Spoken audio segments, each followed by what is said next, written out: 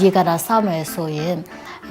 ကျွန်းပေါင်းတစ်ထောင်လဲအကုန်လုံးရေအောက်မြုပ်သွားနိုင်တယ်ပေါ့အဲ့လိုမျိုးရှိတယ်ရှင်ဟုတ်ဒီ hydro power ကိုမသုံးဘူးလို့ကျွန်တော်တို့မပြောပါဘူးသုံးတဲ့နေရာမှာသုံးမယ်မသုံးတဲ့နေရာမှာမသုံးဘူး Myanmar has a huge potential for hydropower. They have a huge need for electricity. ကျွန်တော် dam အားလုံးကို dam လောက်တာမဟုတ်ဘူး mega dam ကို no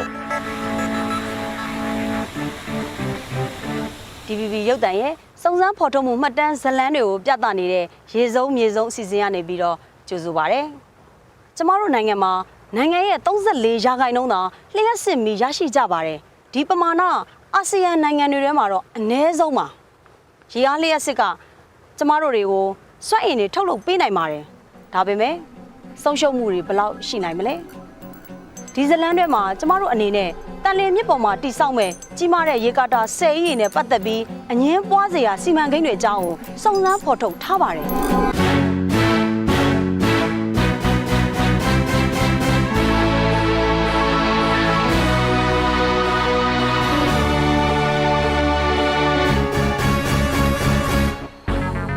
တန်လွင်မြစ်ဟာတိဘက်ကုန်းမြင့်ဒေသကစီးဆင်းလာတဲ့မြစ်တွေတဲကမြစ်တစ်စင်းဖြစ်ပါတယ်တန်လွင်မြစ်ဟာအေယာဝတီမြစ်လိုပဲကျမတို့နိုင်ငံအတွက်အသက်တမျှဖြစ်ပါတယ်။အရှိတောင်အာရှဒေသမှာရေကာတာမဆောက်ဘဲနောက်ဆုံးကြံရှိနေတဲ့မြစ်တစင်းလည်းဖြစ်ပါတယ်။တာဝန်ကအနားယူသွားတဲ့အစိုးရကတန်လွင်မြစ်ပေါ်မှာရေကာတာကြီး9ခုဆောက်ဖို့ပြင်ဆင်ခဲ့ပါတယ်။တန်လွင်လို့ကြားလိုက်တဲ့အချိန်မှာကျမတကယ်ရင်ခုန်ပါတယ်။ဘာလဲဆိုတော့ကျမကရင်မျိုးသမီးတူဖြစ်တယ်။ကရင်ပြည်နယ်မှာလည်းအကြာကြီးကိုဖွံ့ဖြိုးရေးလုပ်ငန်းတွေ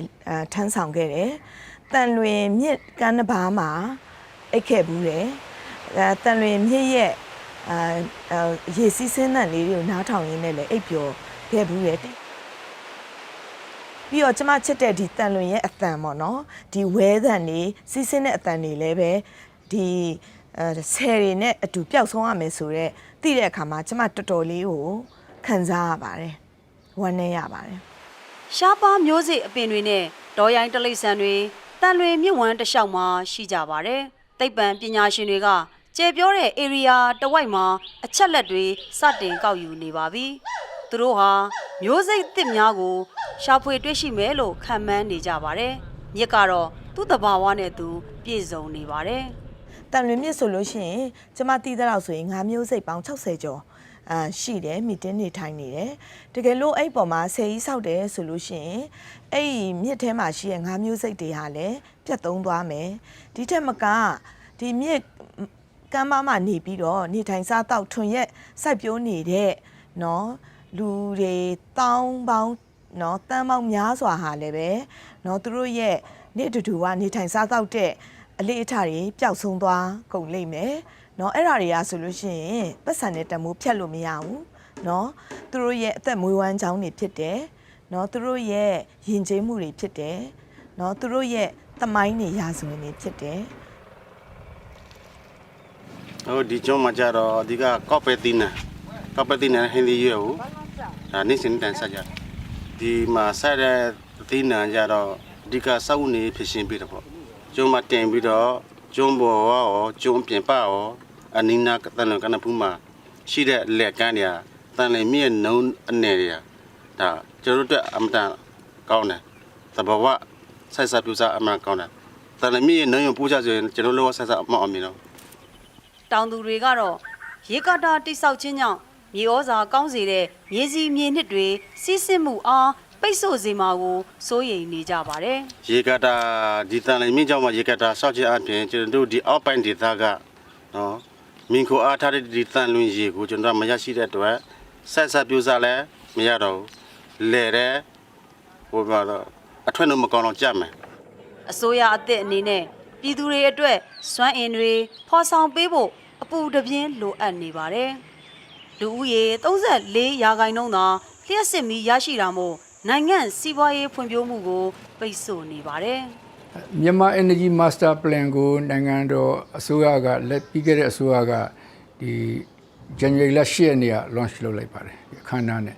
လုပ်တဲ့အခါမှာဒီ master plan ကိုလှုပ်ဆောင်တဲ့အစဉ်အဆက်မှာလည်းကျွန်တော်အနေနဲ့ဒီပါဝင်ခဲ့တာတွေရှိပါတယ်အသင်းကိုစားပြုပြီးတော့ပေါ့နော်အဲ့တော့ဒီ master plan ကိုကြည့်မယ်ဆိုလို့ရှိရင် master plan ကနိုင်ငံတော်ရဲ့ energy mix မှာဒီ core power ကို33% hydro ကို40ကျော်%နဲ့ဒီ power တော်တော်များများကို big dam နဲ့ကျွန်တော်တို့ဒီ core power နေပြီးရယူဖို့လုပ်ထားတယ်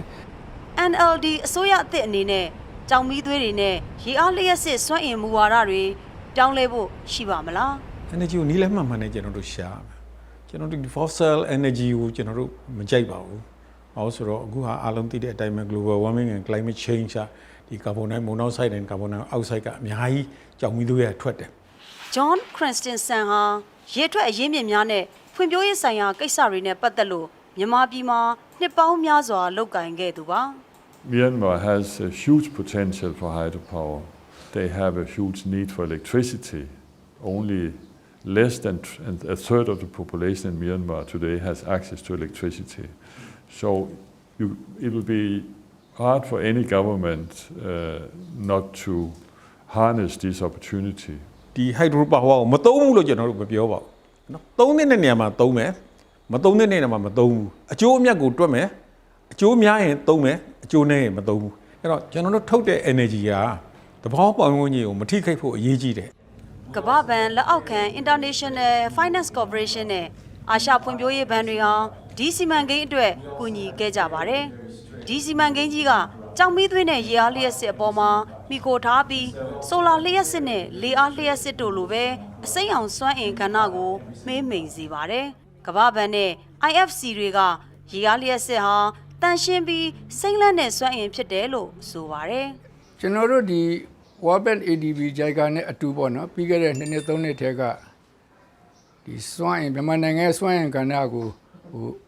reform လုပ်ဖို့မြင့်တင်ဖို့ဆောင်ရွက်တဲ့အခါမှာအဲ့ဒါသတိထားမိပါတယ်ဒီနိုင်ငံတကာ funder အဖွဲ့အစည်းကြီးတွေက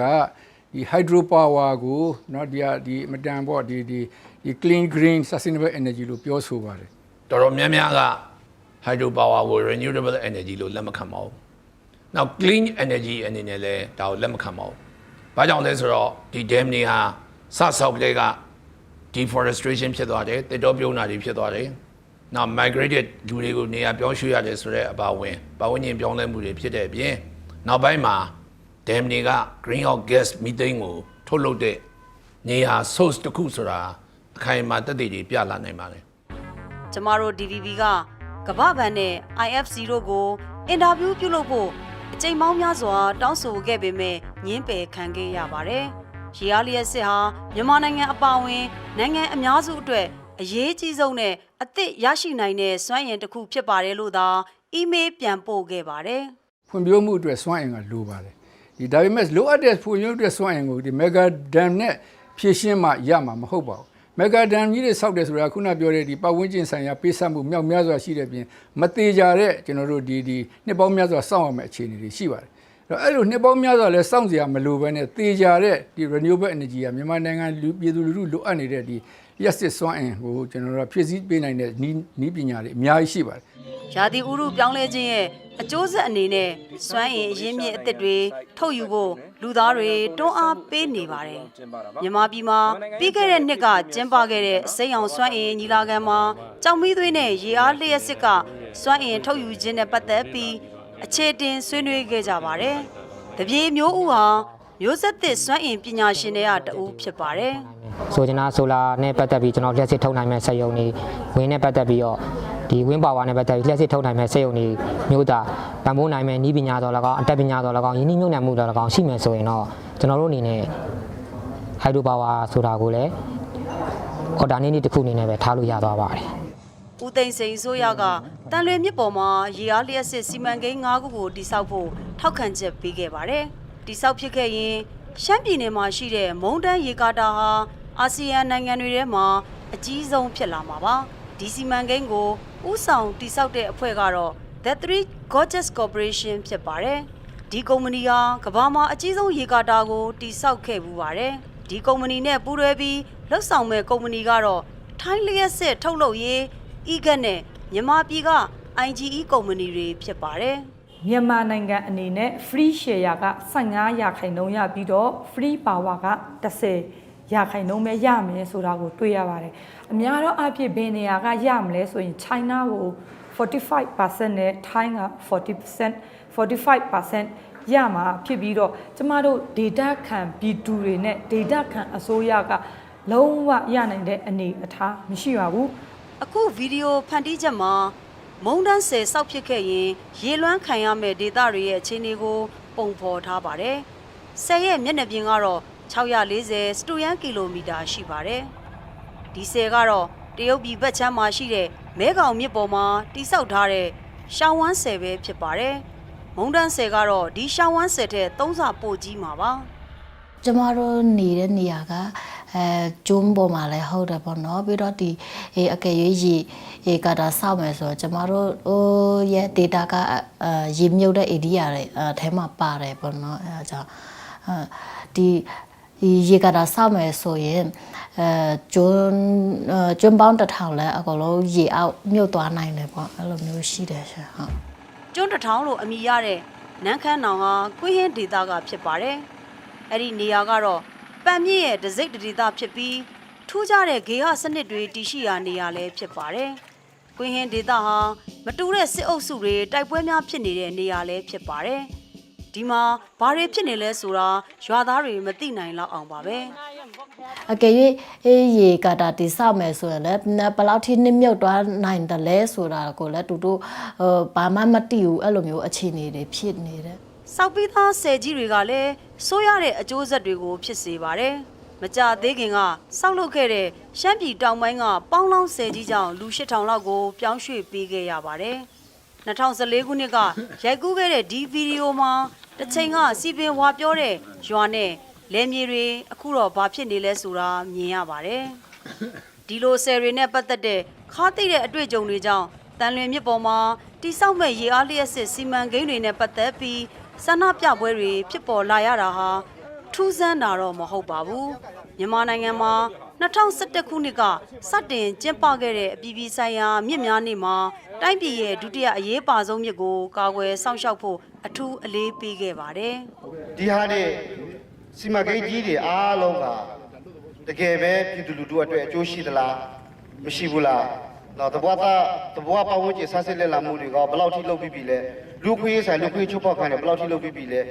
ရေကာတာစန့်ကျင်လှုပ်ရှားမှုတွေကြောင့် The Three Gorges Corporation ကိုပတ်ဝန်းကျင်ထိခိုက်မှုနဲ့ပတ်သက်ပြီးဆက်စစ်လေ့လာဖို့ဩစတြေးလျအခြေစိုက် Smart ကုမ္ပဏီကိုငှားရမ်းခဲ့ပါတယ်။ဆယ်တခုတိစောက်မှုကြောင့်ပတ်ဝန်းကျင်ဘာတွေတက်ရောက်မှုရှိမလဲဆိုတာကိုလေ့လာကဲဖြတ်ဖို့ဖြစ်ပါတယ်။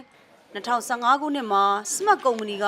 ဆယ်ကြောင့်ပတ်ဝန်းကျင်ထိခိုက်မှုကြုံတွေ့လာနိုင်တဲ့ဒေသခံတွေကိုဖိတ်ခေါ်ဆွေးနွေးခဲ့ပါတယ်။ There will be many more public meetings that will be undertaken, not just here, for each of the affected districts. And then we will also have our teams working within the project area. How do you guarantee for their safety? And what I would like to request you is, please have second thoughts about the saline dam. And we consider the saline dam as the virgin saline, so we don't like to affect anything on the river. Thank you very much. I'm really amazed that you did the EIS within 2 years. 2 years is 96 weeks. Within 96 weeks, there's over 10,000 villages, and how can you do the EISIA completely? I'm really amazed about that. ဒေသခံအဖွဲ့အစည်းတွေဟာ SMAC ရဲ့အလုံးလောက်ကိုင်မှုနီးလန်းတွေနဲ့ပတ်သက်ပြီးစိန်ခေါ်ခဲ့ကြပါတယ်။ရင်ဆိုင်ရတဲ့ပြဿနာနောက်တစ်ခုကတော့ပြည်ပခဒေသတွေမှာအကဲဖြတ်ခွင့်ကိစ္စဖြစ်ပါတယ်။ There is conflict in the area. Sir, we have been going around when able to talk to the leaders of armed groups if we will be allowed. SMAC ဟာကွင်းရင်ဒေသတစ်ဝိုက်ကိုဝင်ရောက်လေ့လာနိုင်ဖို့ခွင့်ပြုချက်မရခဲ့ပါဘူး။ဒါကြောင့်အဲ့ဒီဒေသကလွှတ်တော်ကိုယ်စားလှယ်နန်းဝါနုကိုမေးကြရပါတယ်။သူတို့မြေပုံထဲမှာရွာပေါင်းက10ရွာလောက်ရှိမယ်ဆိုရင်ဥပမာအားဖြင့်ပေါ့10ရွာလောက်ရှိမယ်ဆိုရင်ကျမတို့ရဲ့မြေပုံကိုပြန်တိုက်ကြည့်ချိန်မှာကျမတို့ကရွာပေါင်းက100လောက်ရှိနေတယ်။အဲ့လိုမျိုးအနေအထားရှိတော့ကျမတို့ကပြည်သူတွေကိုပို့ပြီးတော့စိုးရိမ်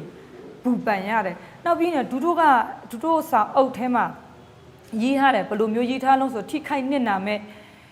အနေအထားပေါ့ဘယ်လိုမျိုးတွေထိခိုက်နစ်နာမယ်ပေါ့ရေလွှမ်း area ကလူဦးရေ12000ပါရဲ့ထိခိုက်နစ်နာမယ်ဆိုပြီးတော့သူတို့ကပြောထားတယ်ဒါပေမဲ့ကျမတို့ရွာတွေကိုကြီးလိုက်တဲ့အချိန်မှာကျမတို့ရဲ့ကုံဟိန်းအတိကဥပမာအားဖြင့်ကုံဟိန်းပဲထားလိုက်ပါဒီကျိန်ခမ်းရွာတို့ဝမ်လောက်ရွာတို့ဒီရွာအနီးအနား4-5ရွာပဲစုလိုက်ရင်တော့မှ12000ဆိုတာရှိတာ